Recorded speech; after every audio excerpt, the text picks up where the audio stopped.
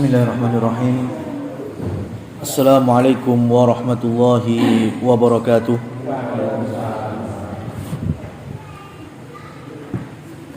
Innal hamdalillah nahmaduhu wa nasta'inuhu wa nastaghfiruh wa natubu ilayhi wa na'udzu billahi min shururi anfusina wa sayyiati a'malina. May yahdihillahu fala mudilla lahu wa may yudlil falan tajid lahu waliyyan mursyida. Asyhadu an la ilaha illallah wa asyhadu anna Muhammadan abduhu wa rasuluh. Allahumma shalli wa sallim ala nabiyyina Muhammad. Amma ba'du.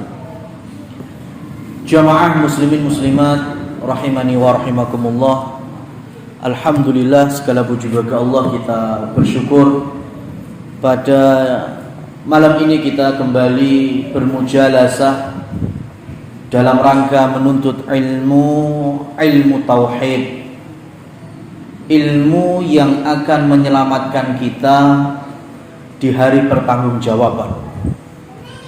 Karena memang hari ini kita mudah untuk membaca lafaz la ilaha illallah atau mengucapkan asyhadu an la ilaha illallah, mudah sekali. Tetapi apakah di akhir hayat kita masih mudah untuk mengatakannya? Atau mata kita tertutup yang sebelumnya diakhiri dengan ucapan la ilaha illallah, maka tentu ceritanya akan beda. Bagi orang-orang yang senantiasa mengilmui, karena syaratnya tauhid adalah fa'lam, ketahuilah, ilmuilah. Dan menuntut ilmu minal mahdi ilal lahdi, kata Imam Ahmad bin Hanbal, dari buayan sampai liang lahat. Artinya terus menerus. Tidak bisa kita hanya mencukupkan diri dengan mengenal jumlah 5 rukun Islam, 6 rukun iman. Ala sil'atallahil ghaliyah, perniagaan Allah itu mahal, apa? Surga. Masa kita ingin membeli surga Allah dengan hanya apal rukun iman 6, rukun Islam 5? Kan ya nggak mungkin sekali. Bukan itu nggak penting, ya itu penting tapi dasarnya. Karena kita dituntut untuk komitmen. Lah bagaimana kita mampu untuk komitmen kalau kita tidak mengilmui rukun iman, mengilmui rukun Islam? Nah, pada kesempatan kali ini kita akan melanjutkan pembahasannya, yaitu pembahasan doa. Yang mungkin sebelum-sebelumnya sudah kita bahas, itu keutamaan doa, fadilah doa, manfaatnya. Bahkan Rasulullah SAW menyebutkan laisa syai'un akrama 'alallah minad doa. Tidak ada sesuatu yang paling mulia di sisi Allah melainkan doa. Karena kalau doa itu menunjukkan kita punya harapan besar kepada Allah, butuh berarti sama Allah. Lah kalau kita nggak pernah doa, itu menunjukkan sombongnya manusia. Ya karena nggak pernah doa. Dan sekali lagi jangan disamakan Allah dengan makhluknya, Allah dengan manusia. Oh pekewah aku, lek nyuwun be Allah pekewuh. Sudah dikasih umur, dikasih nyawa, dikasih rezeki, mosok kemudian minta ini, minta itu, pekewuh. Lah ini lek sampean njaluk tulung kula ya wis kuwi, pekewuh apa-apa. Kula njaluk tulung jenengan, pekewuh ya ada. Ya, itu ke antar manusia. Tapi kalau hamba ke Allah, yang Allah butuhkan adalah rengekan hambanya. Jadi semakin kita ngerengek-rengek kayak bocah nih lho, semakin kita bisa nangis blongsor patuto, ya itu malah jauh Allah cintai. Karena Allah tahu hambanya betul-betul ingat pada Allah dalam bentuk doa. Jadi kalau bicara doa itu di level orang yang imannya kuat, itu sudah bukan bertanya-tanya doaku makbul atau tidak. Ya dalam level ini ya, jadi doaku dikabulkan atau tidak dikabulkan.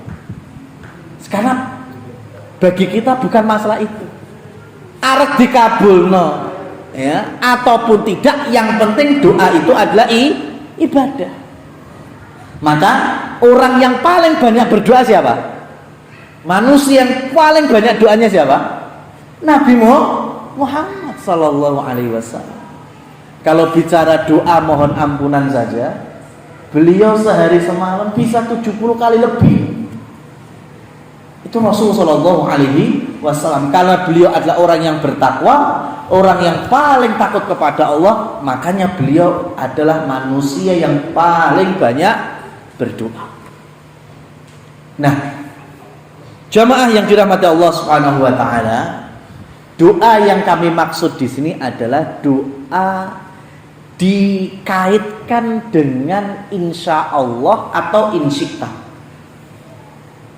Yaitu bab, disebutkan bab ketika kita mengucapkan Allahumma ghfirli insyikta. Apa artinya? Ya Allah, ampunilah aku jika engkau kehendaki.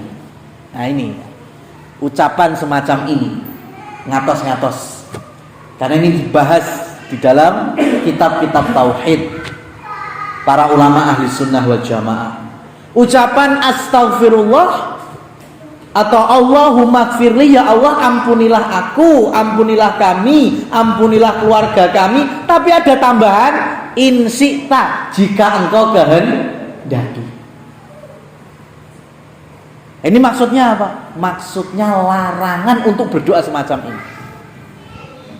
Doa minta apa saja kepada Allah itu jangan ditambahi buntute kalau engkau kehendaki. Siapa kita? Koyo era butuh. Ya Allah, ini kalau bahasa kasarnya ya. Ya, ini mohon maaf kalau bahasa kasarnya, ya Allah, punlah karepe Allah pun jenengan caosi. Alhamdulillah, mboten napa sing penting. Ini enggak boleh semacam ini. Allahumma arhamni, ya Allah rahmatilah aku in syi'ta, jika engkau mau, jika engkau kehendaki. Allahumma rzuqni, ya Allah anugerahkan rezeki in syi'ta, jika engkau kehendaki. Nah ini bahaya sekali. Karena Rasulullah Shallallahu Alaihi Wasallam menyebutkan di dalam dua kitab tersahih setelah Al-Quran, yaitu Sahih Bukhari dan Sahih Muslim, Rasul katakan, la yakul ahadukum, jangan sekali-kali di antara kalian berkata Allahumma firli in syi'ta, ya Allah ampunilah aku jika engkau berkehendak mengampuni. Allahumma arhamni in syi'ta, ya Allah rahmatilah aku jika engkau menghendaki. Liya'zimil mas'alata fa inna liya'zimil mas'alati fa innallaha la mukrimalahu. Sesungguhnya hendaknya manusia itu membulatkan tekadnya kuat kalau Allah itu mengabulkan. Dan jangan ditambahi lagi jika dikehendaki, jika Allah kehendaki. Kenapa? Fa innallaha la mukrimalahu. Karena tidak ada siapa saja, perkara apa saja, sesuatu apapun yang bisa memaksa Allah, yang bisa merendahkan Allah, dan tidak ada sesuatu yang besar di sisi Allah Subhanahu wa ta'ala. Semuanya itu mudah. Ya, semuanya itu mudah. Jadi gambarannya dalam riwayat yang lain, seandainya seluruh makhluknya, Arab itu menungso, kewan, tumbuhan, bangsa jin, itu dalam satu waktu, dalam satu kondisi sama-sama meminta kepada Allah, dan permintaannya beda-beda. Kula njaluk niki, jenengan njaluk napa bebas. Sak donya dikumpulne, kabeh menungso, kabeh kewan, kabeh pepohonan, bangsa jin, kabeh wis ndonga nyuwun dumateng Allah Subhanahu wa taala segala macam bentuk hajatnya. Itu bagi Allah Subhanahu wa taala diibaratkan gini, Mas. Jenengan nyemplungne dom jarum ke lautan. Kemudian sampean angkat itu jarumnya. Ada nggak yang nempel air di jarum itu? Ada nggak? Ada, paling cuma setetes. Ada air yang nempel. Tapi air yang nempel itu logur nek segoro ora? Jatuh lagi kan? Jadi nggak ada, seakan-akan nggak ada manfaatnya. Ini dom dilebok nih laut, diangkat meneh, kemudian ada air yang nempel, tapi kemudian jatuh lagi. Mempengaruhi nggak kuantitas dan kualitas air laut? Sama sekali tidak. Itu gambaran ketika seluruh makhluk Allah itu meminta kepadanya satu waktu berbagai macam bentuk. Nggak ngefek. Allah tetap maha kaya, Allah tetap maha besar, Allah tetap maha sempurna, maha tinggi, dan lain seterusnya. Jadi jangan ditiru orang-orang yang itu tadi, menyamakan Allah dengan makhluknya, yaitu pekewo. Ya Allah pun jenengan pun kasih berbagai macam anugerah, pun terserahlah jenengan ampuni nggih. Monggo mboten nggih. Sing penting kula percaya jenengan maha pengampun. Oh, enggak bisa kayak gini. Ya, enggak bisa kayak gini. Kita harus yakin, di hati kita meyakini bahwa Allah maha pengampun, dan lisan mengucapkan ampunilah aku. Titik. Ya, jangan ada tambahan in syi'ta. Kalau mau ditambah silahkan doa-doa yang lain. Yang penting jangan ada tambahan engkau kehendaki, engkau inginkan, engkau semacam itu. Beda mungkin kalau kita jadi anak nyuwun sama orang tua, atau adik minta bantuan ke kakaknya, ya itu memang ada embel-embelnya, Mas. Lek sampean ya selo, lek sampean iso, lek enek longgare, lek enek duit mandek. Lah ngoten niku. Ya. Jadi ada sisi narasi pekewo, itu antar manusia. Tapi sama Allah nggak ada pekewo-pekewonya, Mas. Silahkan minta apa saja. Ya, minta apa saja. Yang penting bukan dalam hal kezaliman, bukan hal kemungkaran, bukan sesuatu yang mujawazatul had atau yang berlebihan. Kezaliman apa? Kemungkaran apa? Ya minta dosa, minta kezaliman ya. Ya Allah, bapak kai, mbak ibu kai, dadekno pegat. Lah itu enggak boleh. Ya, itu doa, ya kan? Doa kemungkaran namanya. Ya Allah, bocah kai lek iso gawenen durhaka sama orang tuanya. Ini doa kezaliman namanya.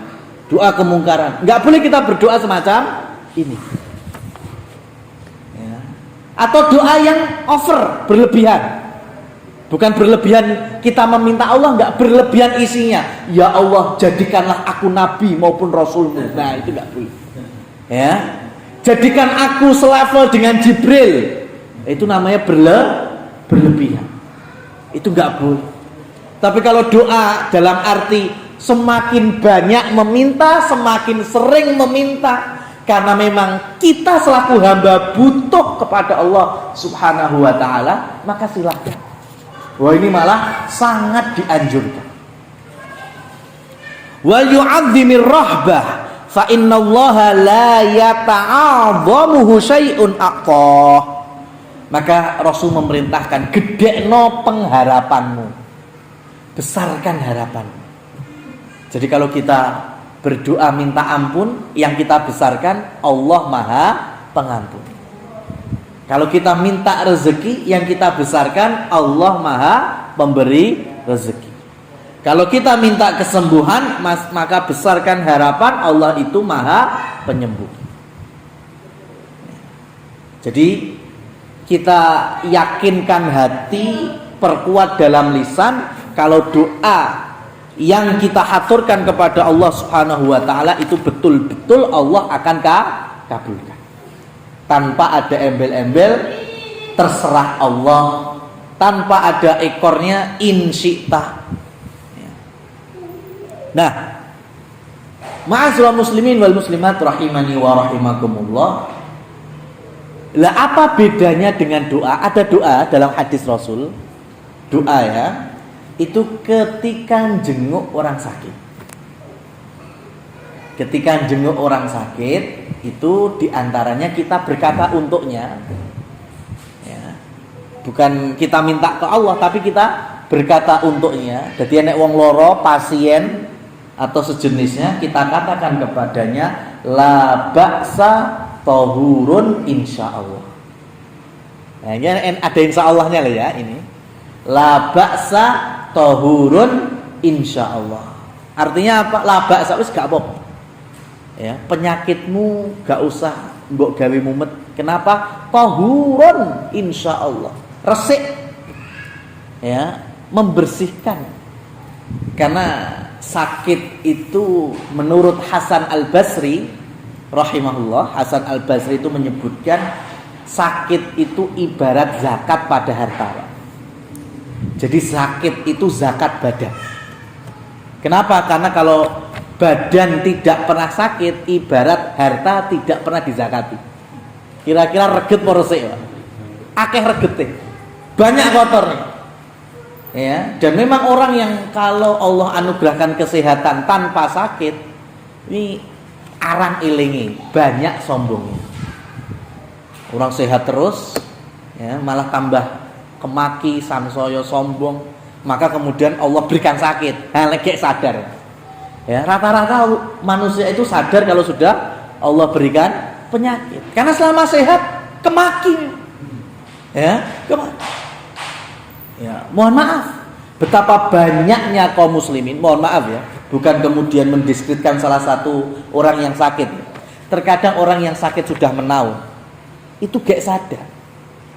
Ketika bagas waras iso mlaku, ya, bakoh awake, mambu masjid gak gelem. Tapi ketika sudah stroke, rukuk sujud gak iso neng tackle, karena harus pakai kursi, baru ke masjid. Ya alhamdulillah saya sadar gitu loh. Tapi kenapa harus nunggu sakit baru kemudian ke masjid? Banyak apa buatan? Banyak. Ya kasihan. Ya, belum bisa merasakan nikmatnya menaruh dahi itu di lantai sujud. Ya, menaruh epek-epek tangan di lantai sujud. Karena udah nggak bisa, harus pakai bantuan kursi. Nah, di mana saat masa warasnya, bagasnya? Itu tadi sombong. Ya. Nah, makanya Hasan Al-Basri menyebutkan sakit itu ibarat zakat. Jadi zakat badan sakit. Kalau harta kita butuh diresiki karena melalui zakat, maka badan kita butuh dibersihkan dengan sakit. Maka di antara hikmahnya sakit apa? Membersihkan diri kita dari dosa. Maka ucapan la ba'sa tahurun insyaallah gak popo. Ya. Semoga loromu dadi ngresiki dosa. Nah, ini ucapan ini langsung disematkan ke Allah atau kepada manusia? Kepada manusia. Ini bentuknya bukan doa langsung kepada Allah, tapi bentukannya adalah khobar, berita. Ya. Kalau Allah menghendaki, penyakitnya bisa menjadi penggugur dosa. Tapi kalau telah Allah berikan penyakit, sakit, ya jebule malah orang gak sadar, apa itu bisa menjadi penggugur dosa? Wallahu a'lam. Bisa kita kembalikan urusannya kepada Allah. Nah, ini pengecualian, istisna namanya, ya, istisna namanya. Jadi ketika Allah Subhanahu Wa Taala mengajari Rasulnya, kalau jenguk pasien, jenguk orang yang sakit, ucapkan la ba'sa tahurun insyaallah. Ini malah motivasi, ya, memotivasi, memberikan kabar ora apa-apa awakmu lara, ya, dengan izin Allah dosamu bisa gugur, bisa hilang. Ini bentuk ucapan fa'al namanya, ucapan optimisme. Sebagaimana Rasulullah SAW dulu menjenguk Abu Salamah. Ya, Abu Salamah itu ketika cedera dalam perang Uhud, beliau SAW masih mengucapkan la ba'sa tahurun insyaallah.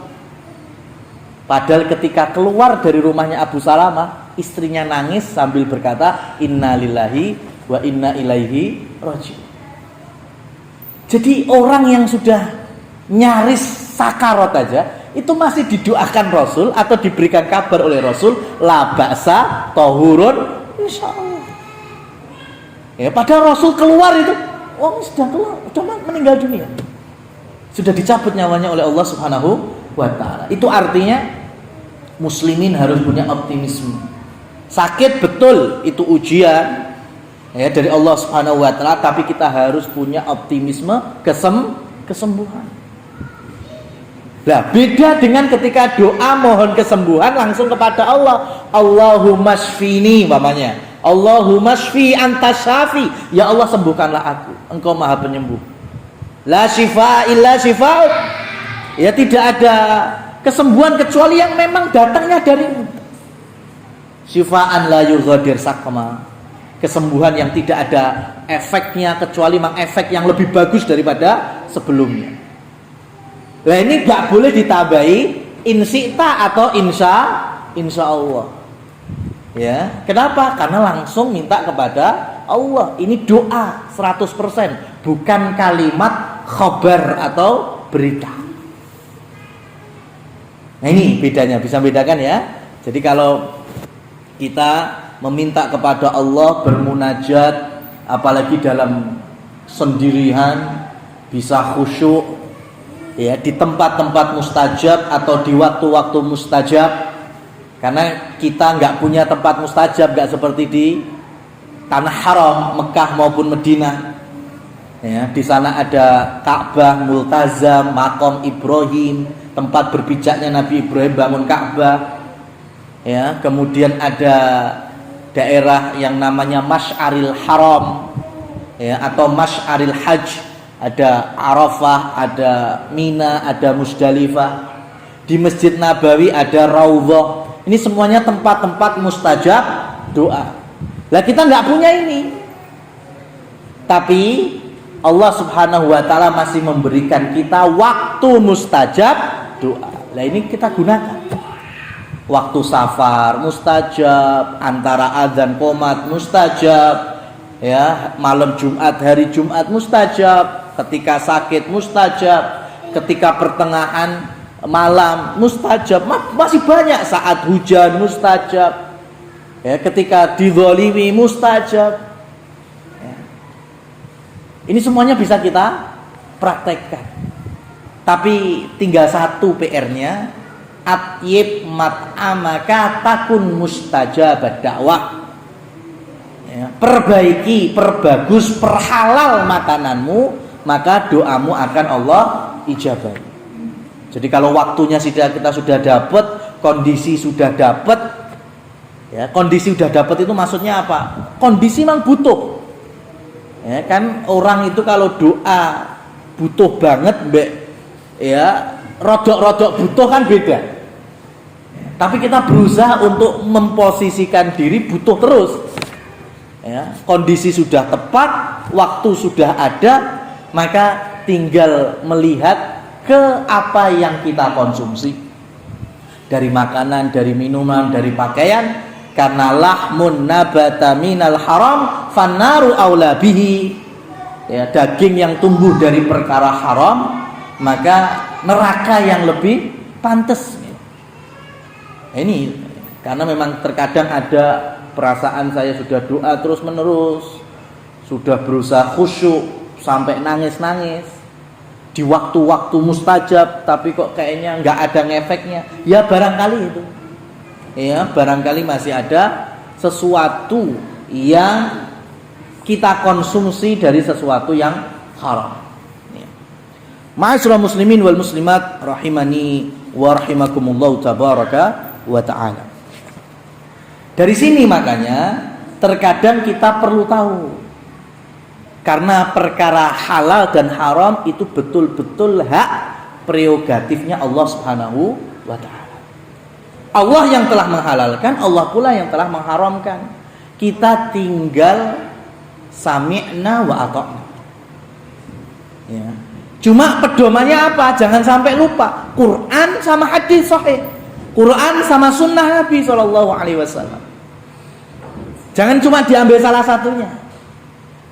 Ya, karena muncul lagi sekarang yang sempat viral itu, ya, sholat kui lek 17 rakaat, 5 waktu zuhur, asar, maghrib, isya, subuh gak ono neng Quran. Ya, gak ada di dalam Al-Qur'annya itu. Gak usah didengarkan orang seperti itu. Seramutu.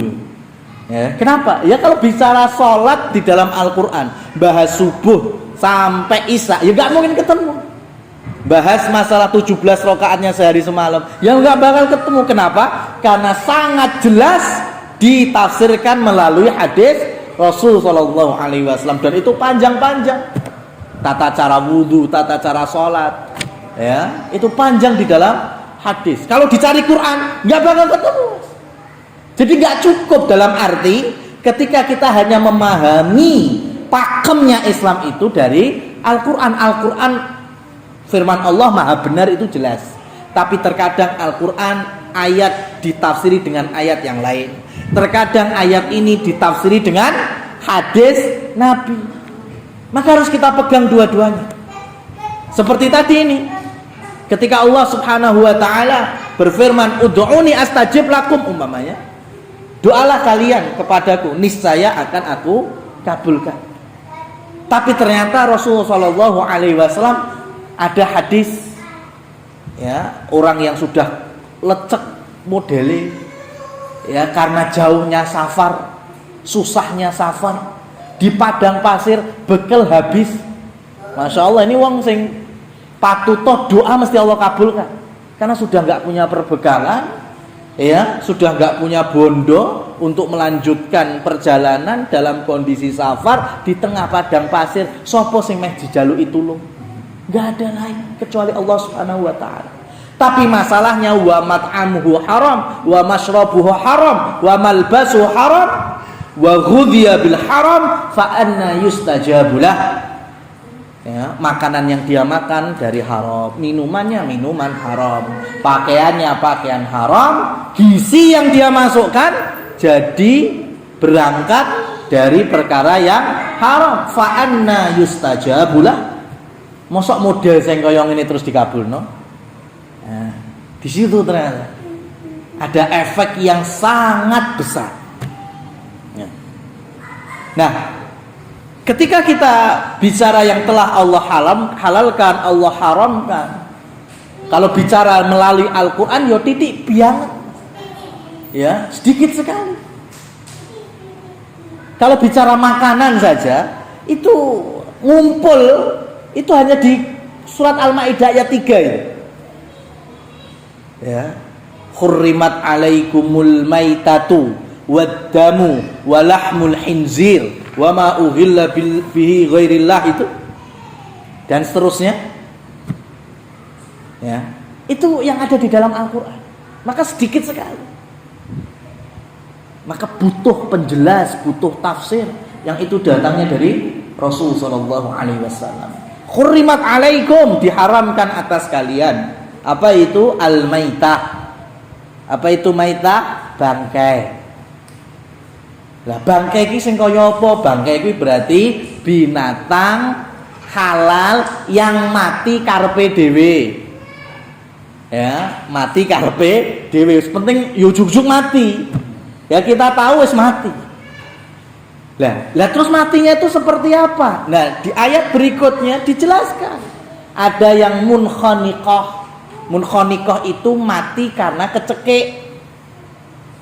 Jenengan gendong jago, golek lading, arek beleh, nyilih lading Mas, gak ketemu, kesuwen.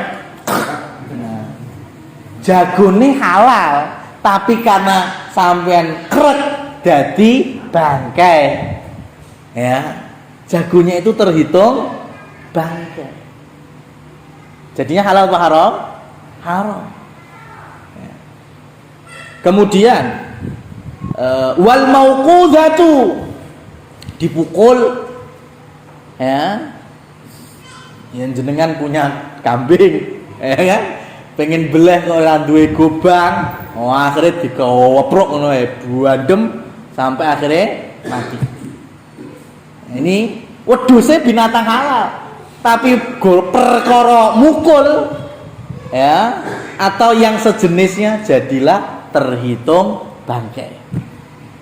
Wal mutaraddidah dan seterusnya itu kalau kita urutkan seperti hanya binatang yang jatuh, ya, au ma'akala subuh, atau yang dimakan hewan buas kemudian disisa nih, yang jatuh ya ujug-ujug enek pitik, ya pitik iso anu ya Mas ya, iso landing dengan yang nggak bisa landing dengan selamat ya apa? Ya wedhus mungkin. Ya wedhus mamanya di lantai 3, piye carane medun ujug-ujug jelungup dan mati, ya maka itu terhitung bangkai, nggak boleh kita konsumsi. Ya, atau yang disisakan dari binatang pemangsanya, ada serigala makan domba, ndase kepangan, ya sikil loro kepangan, sisa sikil loro mbek awak lumayan rasa beleh, ya kan, ini nggak boleh, haram. Ya, turunan dari ini adalah ketika kita mengambil salah satu organnya tanpa disembelih. Saya pengen sop buntut sapi karena saya punya 1 ekor sapi, tapi lek beleh sapi sopo sing mangan, sopo sing ngolah, wong sing tak butuh nekur buntute tok, akhirnya ngetok buntut tok, ya. Ya ini umpama, ya, akhirnya cuma ngetok buntut tok. Lah ini buntutnya jadi haram, terhitung bangkai, ya, terhitung bangkai. Begitu juga yang sejenisnya. Wa ma uhilla bihi li ghairillah, dan binatang-binatang yang memang disembelih bukan karena Allah. Berarti untuk apa? Untuk ritual-ritual keyakinan musyrik, ritual-ritual budaya kekufuran, kemusyrikan, yang sama sekali bukan karena Allah Subhanahu wa ta'ala.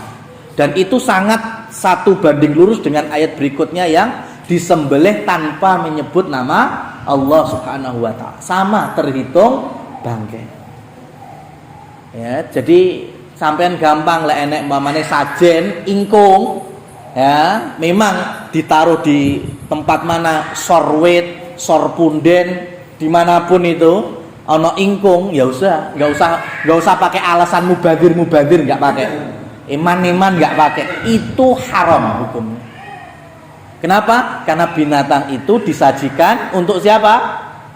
Tuhan-Tuhan selain Allah Subhanahu wa ta'ala, berhala-berhala, dewa-dewa dan sejenisnya. Atau memang sesajen-sesajen yang kita tahu, jenengan pancen yang Merapi atau Merbabu di hari-hari tertentu yang numbal ning wedhus, ya, atau kadang numbal ning kebo barang, ya kan dijeluntrungne kan nang isor, gak mesti ke kawah. Dan terkadang ya ora mesti mati langsung kok.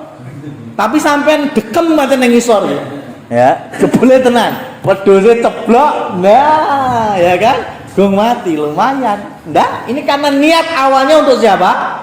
Untuk Tuhan-Tuhan atau yang dipertuhankan selain Allah Subhanahu wa ta'ala. Maka hitungannya sama dengan menyembelih, bukan memakai asma Allah Subhanahu wa ta'ala. Ini semuanya terhitung bangkai. Nah, tetapi Rasul Shallallahu Alaihi Wasallam di dalam Bukhari Muslim juga disebutkan, ya, dan itu hadisnya kuat sekali karena diriwayatkan oleh Abdullah ibnu Abbas, Abdullah ibnu Mas'ud. Ya, Rasul menyebutkan ada bangkai yang halal 2. Nah ini nggak di Quran nggak bakal ketemuin. Adanya di mana? Dalam hadis. Yang pertama adalah al-hut, yang kedua adalah al-jarad. Hut adalah binatang laut, makanya semua yang ada di laut bangkainya halal. Berarti sing urip halal apa haram? Oh, yang batangnya wae halal, apalagi saat itu. Ya, makanya nggak usah tanya. Yang penting binatang laut semuanya halal, meskipun di darat namanya nama haram. Ya, di darat ada babi, di laut ada bulu babi. Beda toh ya. Jenenge podo enek babi-babine, ya, tapi kalau yang bulu babi di laut halal, ya. Di darat ada anjing, di laut ada anjing laut, ya. Tapi yang di darat haram, yang di laut halal. Dan jarot itu apa? Belalang. Maka sampai nggak perlu tanya belalang gimana cara nyembelihnya, terserah, sampai tekek ya oleh, sampai banting ya oleh, sampai digodok, goreng langsung, botok silahkan. Karena itu binatang yang bangkainya saja halal. Artinya nggak perlu disembelih. Ya, nggak perlu disembelih. Lah ini tahunya dari mana? Dari hadis Rasul Shallallahu Alaihi Wasallam. Ya. Dan turunannya dari bangkai tadi adalah ketika kita bicara hari ini daging impor. Rasul Shallallahu Alaihi Wasallam menyebutkan bahwa dzabhah ahlil kitab, sembelihan ahlil kitab itu siapa? Yahudi dan Nasara. Sembelihan Yahudi dan Nasrani itu hukum asalnya kita terima halal untuk kaum muslimin. Kenapa? Karena pada ajaran mereka, syariat mereka tetap menyembelihnya memuji atau menyebut nama Allah. Orang Yahudi itu secara Taurat nyembelihnya harus bismillah. Orang Nasara kalau menyembelih juga memakai bismillah kalau mau sesuai Injilnya. Jadi selagi kita tidak pernah tahu, gak pernah krungu enek tonggo Nasrani belai mamane Yesus terus belai, ya kita nggak pernah tahu itu, ujung-ujung dikei wae, maka hukum asalnya apa? Halal. Sembelihan ahlil kitab itu halal. Maka tadi hari ini sudah mulai banyak daging impor. Ini saya jelaskan selagi tidak ada label halal, Pak ya. Kalau ada label halal ya itu udah tenang-tenang aja. Tapi kalau tidak ada label halal, bagaimana solusinya? Maka kita ketahui dari mana daging ini. Kalau daging ini impor dari negara-negara yang dominannya ahlul kitab, aman. Daging sapi impor, kondi Australia. Australia mayoritasnya apa agamanya? Masyarakatnya Nasara. Gimana Pak? Nasrani. Maka secara hukumnya pada asalnya daging impor Australia halal untuk kita konsumsi.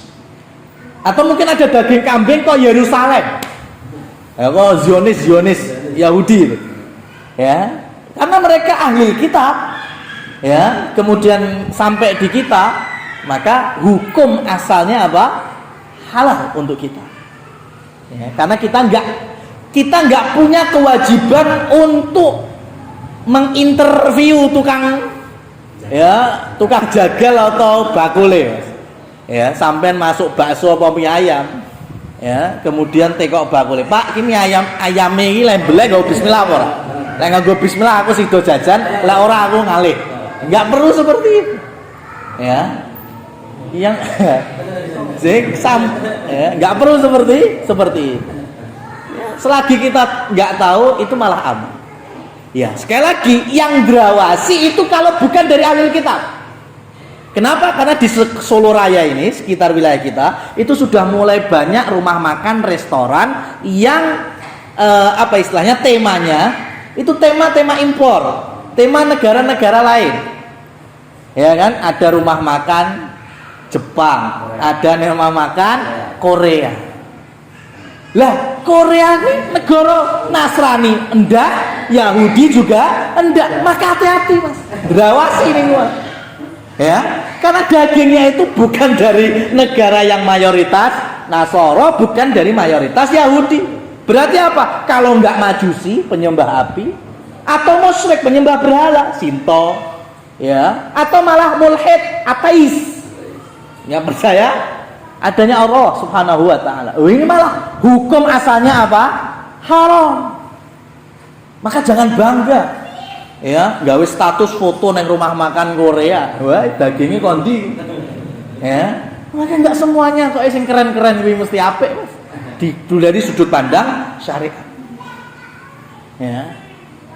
Apalagi kadang kalau rumah-rumah makan yang semacam itu biasanya kalau ada konsumen yang minta sesuatu yang haram seperti khamr, ya, atau mungkin ada bumbu khamr, tolong minyak dikasih tambahan sake yo ben tambah gurih. Nah, kalau kita duduk di situ makan di situ, ya, satu atap dengan dijual belinya khamr, maka di situ ada laknat dari Allah dan Rasul. Nah, ini yang muda-muda nih, ya, kita khawatir mas-mas ini, ya, biasanya karena ikut lingkungan, wis keren tempatnya, oh, Korea banget, Jepang banget, Ya, Tiongkok banget. Ya malah grawasi, mending kok New Zealand. Ya kan? Mending sing ke Australia jelas ini dari negara Nasara, ini dari negara Yahudi. Syukur-syukur dari negara Muslim. Nah, ini kita tahu dari mana? Dari hadis Rasul sallallahu alaihi wasallam. Itu baru maitah, baru kemudian kita bisa ketemu hukum-hukum seperti ini. Wadam, dam itu apa? Darah.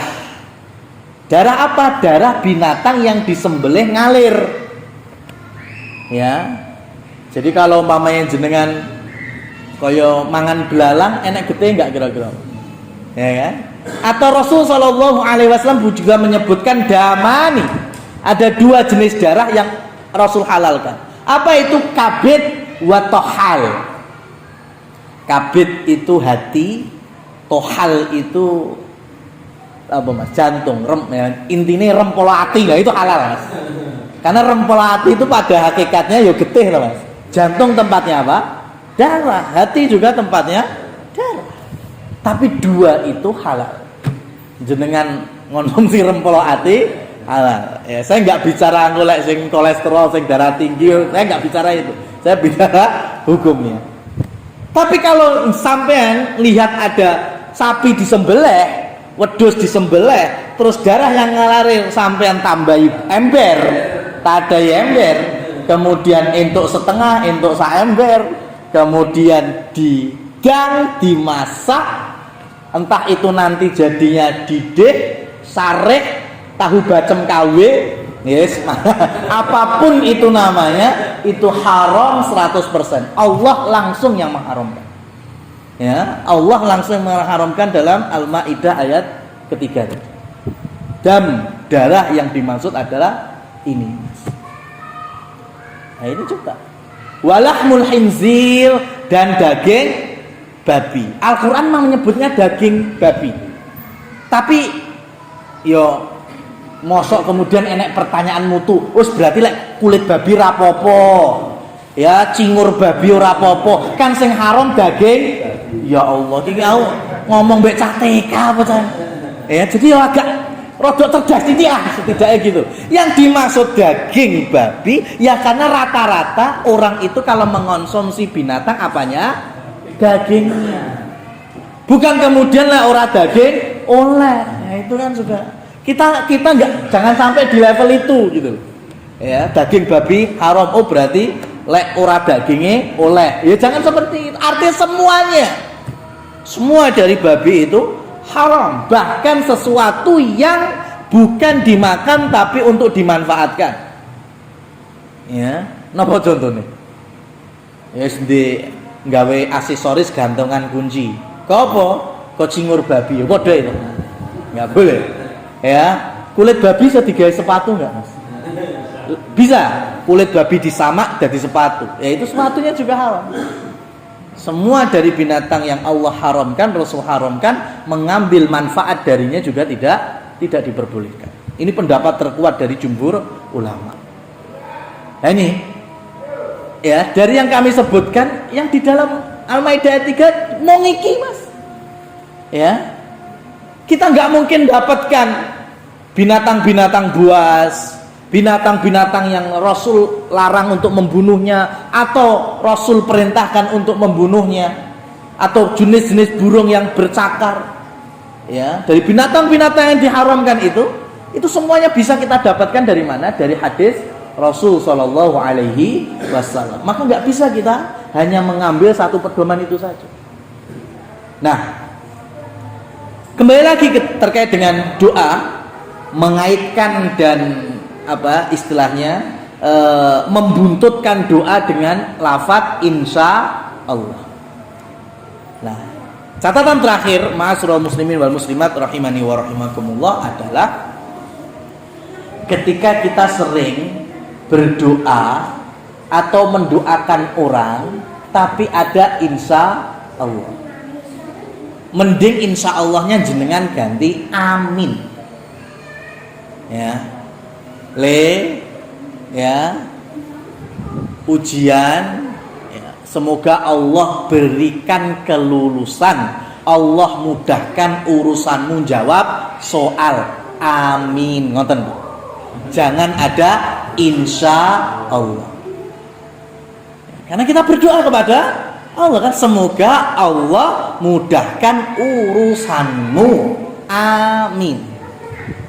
Enten sederek pengen safar, ya, budal bepergian, otomatis kita doakan, ya, semoga Allah lancarkan perjalananmu, amin. Jangan insya Allah. Semoga Allah mudahkan perjalananmu, orane apa-apa ning dalan, insya Allah. Kurang tepat, ya, kurang tepat, ya, masuk ke dalam kategori tadi. Ini berarti kita seakan-akan wis Allah ngekei slamet, alhamdulillah ora wis karepe kan gitu. Enggak boleh.